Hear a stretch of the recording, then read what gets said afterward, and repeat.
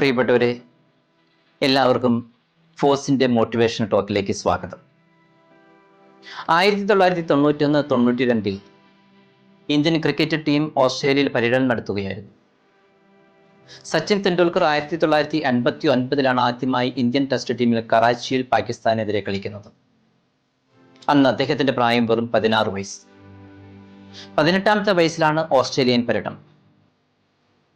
ലോകത്തിലെ ഏറ്റവും വേഗതയേറിയ പിച്ചുകളിൽ ഒന്നായി കണക്കാക്കപ്പെടുന്ന പെർത്തിലെ വാക്ക ഗ്രൗണ്ടിലാണ് മത്സരം. അതിവേഗതയ്ക്കും ബൗൺസിനുമെതിരെ തന്റെ ബാറ്റിംഗ് മെച്ചപ്പെടുത്താൻ സച്ചിൻ തീരുമാനിച്ചു. തന്റെ ടീം അംഗങ്ങൾ ഉറങ്ങിക്കൊണ്ടിരിക്കുമ്പോൾ അതിരാവിലെ അദ്ദേഹം എഴുന്നേറ്റ് അവർ താമസിച്ചിരുന്ന ഹോട്ടലിന്റെ ടെറസിൽ പോയി പരിശീലിച്ചിരുന്നു. കഠിനമായ സാഹചര്യങ്ങളുമായി പൊരുത്തപ്പെടുന്നതിൽ ശ്രദ്ധ കേന്ദ്രീകരിക്കുകയും സ്വയം പരിശീലിക്കുകയും ചെയ്തു. അദ്ദേഹത്തിന്റെ ഏറ്റവും മികച്ച സെഞ്ചുറികളിലൊന്ന് പിറന്നത് പെർത്തിലെ മത്സരത്തിലാണ്. ടീമിന് വേണ്ടി അന്ന് 114 റൺസ് നേടിയപ്പോൾ അദ്ദേഹത്തിന്റെ അർപ്പണബോധം ഫലം കാണുകയും വെല്ലുവിളി നിറഞ്ഞ പിച്ചുകൾ കൈകാര്യം ചെയ്യാനുള്ള കഴിവ് ലോക ക്രിക്കറ്റിൽ തെളിയിക്കുകയും ചെയ്തു. വിജയം സാദൃശ്യമല്ല എന്ന് പലപ്പോഴും പറയാറുണ്ട്. ഓരോ വിജയവും കഠിനാധ്വാനത്തിൻ്റെയും അർപ്പണബോധത്തിൻ്റെയും സ്ഥിരോത്സാഹത്തിൻ്റെയും ഒരാളുടെ ലക്ഷ്യങ്ങൾക്കായുള്ള അശ്രാന്ത പരിശ്രമത്തിൻ്റെയും ഫലമാണ്. അല്ലാതെ വിജയങ്ങൾ എളുപ്പത്തിൽ ഉണ്ടാകുന്നതല്ല. ഈ കാര്യത്തിൽ സിനിമകളിലെ നായകന്മാരുടെ അമാനുഷികമായ ശക്തിയിലും വിജയങ്ങളിലും വിശ്വസിക്കുകയോ മൂട് ലോകത്തിൽ എന്ന പോലെ നമ്മൾ വഞ്ചിതരാവുകയോ ചെയ്യരുത്. കഠിനാധ്വാനത്തിലൂടെ വിജയത്തിന്റെ മഹത്വത്തിലേക്ക് ഉയർന്ന വ്യക്തികളുടെ എണ്ണമറ്റ ഉദാഹരണങ്ങൾ ചരിത്രത്തിലുടനീളം നമുക്ക് കാണാൻ കഴിയും. അവരാരും അസാധാരണമായ കഴിവുകളുമായി ജനിച്ചതുകൊണ്ടല്ല, മറിച്ച് അവരുടെ സ്വപ്നങ്ങൾ സാക്ഷാത്കരിക്കാൻ കഠിനാധ്വാനവും അർപ്പണബോധവും ഉൾച്ചേർത്ത് സമയബന്ധിതമായി പരിശ്രമിച്ചതിനാലാണ്. കഠിനാധ്വാനം ശാരീരിക പരിശ്രമം മാത്രമല്ല, അത് അച്ചടക്കം, പ്രതിബദ്ധത, പോരാട്ട വീര്യത്തോടെയുള്ള മുന്നേറ്റം, പരാജയപ്പെട്ടാലും ഞാൻ പിന്മാറില്ലെന്ന ദൃഢനിശ്ചയം എന്നിവയൊക്കെയാണ്. നമുക്കെതിരെ നിരവധി പ്രതിബന്ധങ്ങൾ നിലകൊള്ളുന്നതായി കാണുമ്പോഴും മുന്നോട്ട് പോവുക എന്നാണ് ഇതിനർത്ഥം.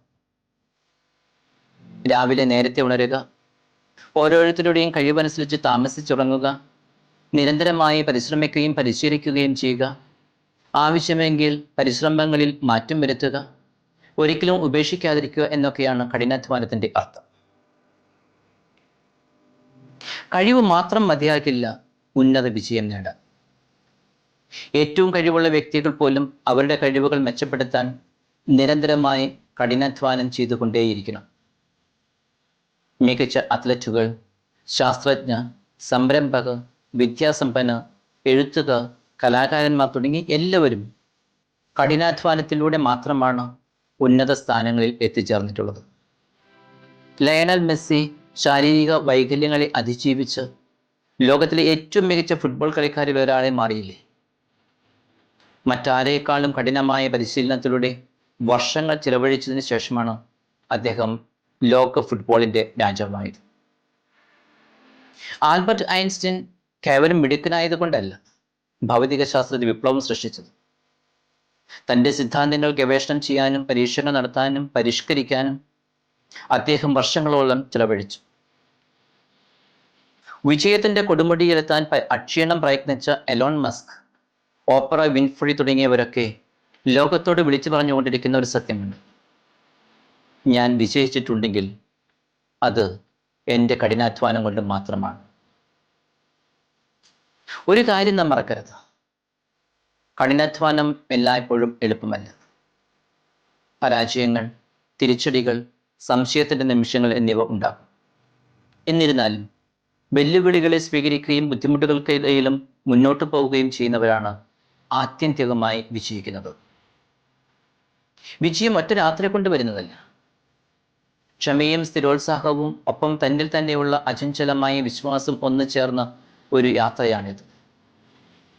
അതിനാൽ നമുക്ക് നമ്മുടെ സ്വപ്നങ്ങളെ പിന്തുടരാൻ എപ്പോഴും പരിശ്രമിച്ചുകൊണ്ടേയിരിക്കാം. വിജയത്തിന് കുറുക്കുവഴികളില്ല. There is no substitute for hard work എന്നൊരു ചൊല്ലുണ്ട്. കഠിനാധ്വാനത്തിന് പകരം മറ്റൊന്നില്ല. നിരന്തരം പരിശ്രമിക്കാൻ ഒരുക്കമാണെങ്കിൽ, പോരാട്ടങ്ങളെ സഹിച്ചുകൊണ്ട് മുന്നോട്ട് പോകാൻ നമ്മൾ തയ്യാറാണെങ്കിൽ, വിജയം എത്തിപ്പിടിക്കാൻ തീർച്ചയായും നമുക്കും കഴിയും. അത് പരീക്ഷകളായാലും മത്സരങ്ങളായാലും മറ്റ് എന്തു തന്നെയായാലും.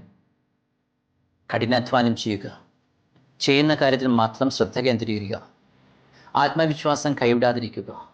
കാരണം നമ്മൾ എത്രത്തോളം കഠിനാധ്വാനം ചെയ്യുന്നുവോ അത്രത്തോളം വലുതായിരിക്കും നമ്മുടെ വിജയവും. എന്നെ ശ്രമിച്ച എല്ലാവർക്കും ഒരുപാട് നന്ദി.